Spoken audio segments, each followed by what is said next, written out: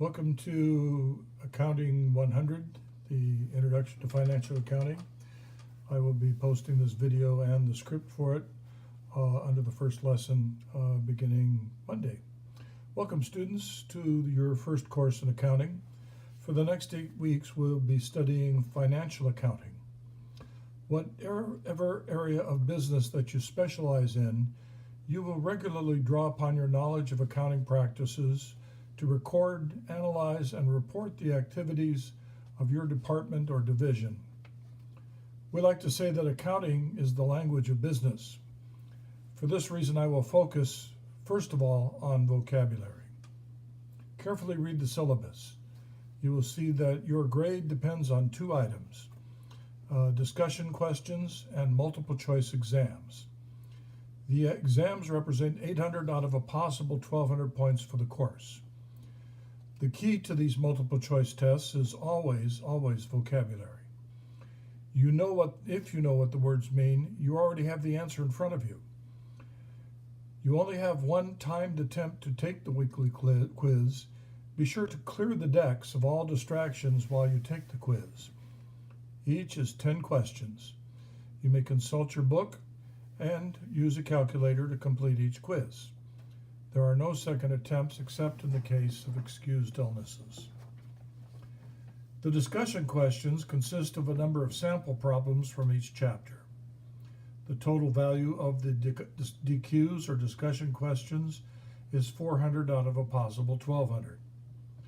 You have a week following each class to complete the problems.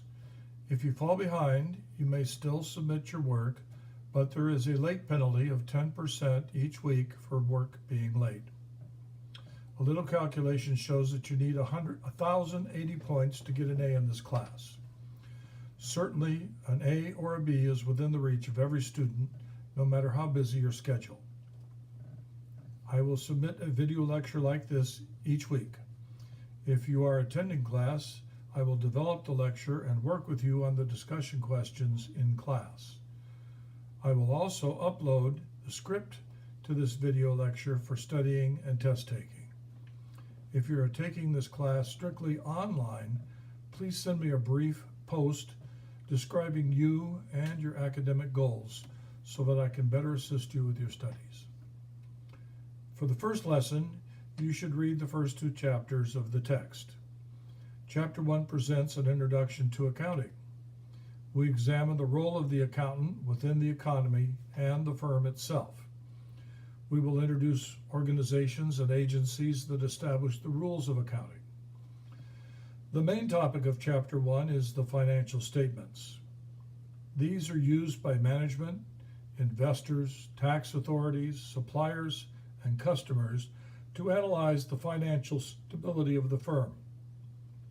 We will look at the process by which accountants record and summarize business transactions using the 4 financial statements common to all business. Chapter 1 introduces the fundamental accounting equation as well. It represents the basic organizing principle of the accounting records of a business. We examine the balance sheet, income statement, cash flow statement, and stockholders' equity statement that comprise the annual financial reports of all publicly traded companies. Collectively, these make up the 10K filings of public corporations. While privately held businesses are not required to submit these reports to the public, they are required by the IRS for all business, profit and nonprofit alike.